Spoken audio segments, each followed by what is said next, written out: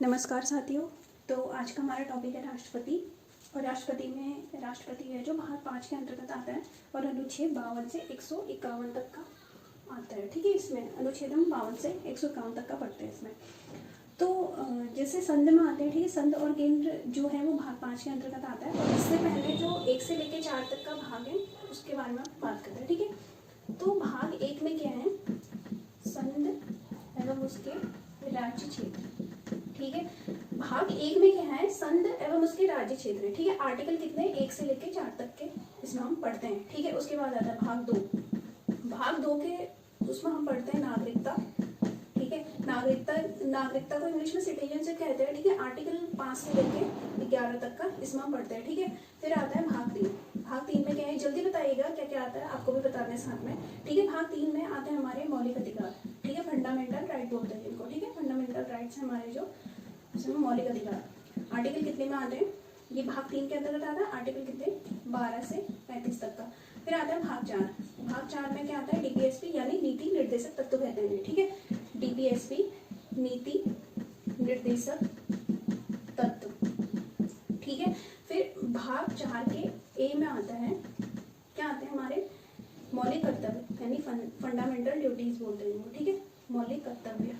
तो आर्टिकल कितने में आते हैं, 51 के ए में।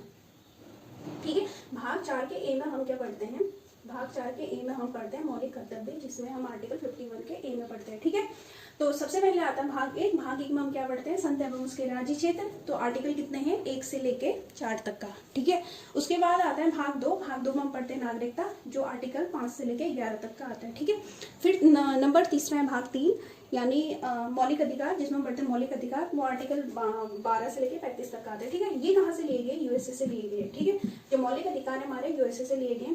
फिर भाग 4 में आता है डीपीएसपी नीति निर्देशक तत्व कहते हैं। ठीक है, ये कहाँ से लिए गए, आयरलैंड से लिए गए। ठीक है, और भाग 4 के ए में हम पढ़ते हैं मौलिक कर्तव्य यानी फंडामेंटल ड्यूटीज कहते हैं जिनको। 51 के ए में पढ़ते हैं, ये कहाँ से लिए गए, यूएसएसआर से लिए गए। ठीक है, यूएसएसआर मतलब सोवियत संघ है जो। ठीक है, आज तो हमारा जो आज मेन टॉपिक है वो है राष्ट्रपति, और इसमें हम भाग 5 पढ़ रहे हैं। ठीक है, तो बताइएगा फिर कि इससे पहले हम थोड़ा और डिटेल इसको जानेंगे। ठीक है, तो बताइए संविधान के अंग कितने होते हैं। ठीक है, संविधान के अंग कितने होते हैं बताइएगा जल्दी जल्दी। ठीक है, सबसे पहले विधायिका, क्या कहते हैं इसको, विधायिका को। ठीक है, व्यवस्थापिका। ठीक है, दूसरा क्या है, कार्यपालिका, कार्यपालिका। और तीसरा क्या है, न्याय, मैं सॉरी ये दूसरा है, और तीसरा क्या है, न्यायपालिका। ठीक है, तीसरा क्या है, न्यायपालिका। तो इसका काम क्या है, कानून बनाना। ठीक है, कानून बनाना है। विधायिका का काम है कानून बनाना। ठीक है, कार्यपालिका काम क्या है, कानून लागू करना।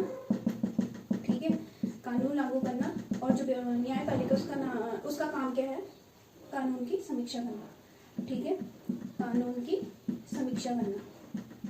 देखिए मैंने कहा संविधान के अंग कितने होते हैं, 3 हो गए। ठीक है, संविधान के अंग कितने हो गए, 3। सबसे पहले विधायिका पढ़ते हैं जिसको हम व्यवस्थापिका कहते हैं, इसका काम क्या है, कानून बनाना। दूसरा है कार्यपालिका, जिसका काम क्या है, कानून लागू करना। और जो तीसरा है न्यायपालिका, इसका काम क्या है, कानून की समीक्षा करना। ठीक है, अब बताइएगा संसद के अंग कितने होते हैं। मैं संविधान के अंग नहीं कह रही हूँ अभी, मैं कह रही हूँ संसद के अंग कितने होते हैं और संसद के सदन कितने होते हैं। ठीक है, तो संसद के अंग कितने हुए, कितने होते हैं बताओ संसद के अंग। संसद के अंग हुए 3। क्या क्या पढ़ते हैं, लोकसभा, राज्यसभा और राष्ट्रपति। ठीक है, क्या पढ़ते हैं संसद के अंग में, लोकसभा, राज्यसभा और राष्ट्रपति। ठीक है, संसद के सदन कितने होते हैं, संसद के सदन होते हैं 2। लोकसभा पहला, और दूसरा क्या है, राज्यसभा। ठीक है, अब बताइएगा संघ की जो कार्यपालिका है वो कितने आर्टिकल में आते हैं। संघ की कार्यपालिका पढ़ते हैं ना, वो आर्टिकल कितने में आते हैं बताइएगा जल्दी। ठीक है, संघ की जो कार्यपालिका है, ठीक है, संघ की कार्यपालिका आर्टिकल कितने के अंतर्गत आती है, 52 से 78 तक का।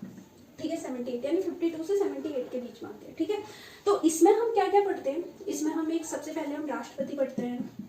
ठीक है, फिर दूसरे में हम क्या पढ़ते हैं, सबसे पहले राष्ट्रपति, फिर प्रधानमंत्री। ठीक है, प्रधानमंत्री हो गया, फिर उसकी मंत्रिपरिषद। ठीक है, मंत्रिपरिषद। उपराष्ट्रपति भी पढ़ते हैं इसमें, ठीक है, उपराष्ट्रपति भी पढ़ते हैं, ठीक है, राष्ट्रपति भी पढ़ते हैं। उपराष्ट्रपति 63 या 63 से स्टार्ट हो जाता है, ठीक है। उपराष्ट्रपति हो गया। और महान्यायवादी, ठीक है, महान्यायवादी, सॉरी गलती हो गई, महान्यायवादी, ठीक है, 76 में आता है आर्टिकल, ठीक है। तो अब सबसे पहले हम आ रहे हैं संधि की कार्यपालिका, तो इसमें हम पढ़ने जा रहे हैं राष्ट्रपति। तो क्या है फिर आर्टिकल 52 में, बताइएगा जरूर, ठीक है। आर्टिकल 52 में क्या होता है कि भारत का एक राष्ट्रपति होगा, ठीक है। आर्टिकल 52 में क्या लिखा है, भारत का एक राष्ट्रपति होगा, ठीक है। क्या लिखा है, भारत का एक राष्ट्रपति होगा। तो आर्टिकल 53 में क्या लिखा है, राष्ट्रपति की कार्यपालिका शक्ति, ठीक है, राष्ट्रपति की कार्यपालिका शक्ति, ठीक है। आर्टिकल 53 में क्या लिखा है, राष्ट्रपति की कार्यपालिका शक्ति, ठीक है। हम आर्टिकल 53 में क्या पढ़ते हैं, राष्ट्रपति की कार्यपालिका शक्ति। बताइए क्या है, भारत की राष्ट्रपति ना भारत में जो कार्यपालिका शक्ति है, ठीक है, भारत में जो कार्यपालिका शक्ति है वो नामात्र राष्ट्रपति के पास होती है, जबकि वास्तविक शक्ति किसके पास होती है, प्रधानमंत्री उसके मंत्रिपरिषद के पास, ठीक है। ध्यान दीजिएगा मैं क्या कहना चाह रही हूँ। मैं कह रही हूँ आर्टिकल 53 में लिखा है कि भारत की जो कार्यपालिका शक्ति है नामात्र राष्ट्रपति के पास होती है, जबकि उसकी वास्तविक शक्ति किसके पास होती है, प्रधानमंत्री और उसकी मंत्रिपरिषद के पास होती है, ठीक है। अब आर्टिकल 54 में क्या है, राष्ट्रपति का निर्वाचन मंडल, ठीक है।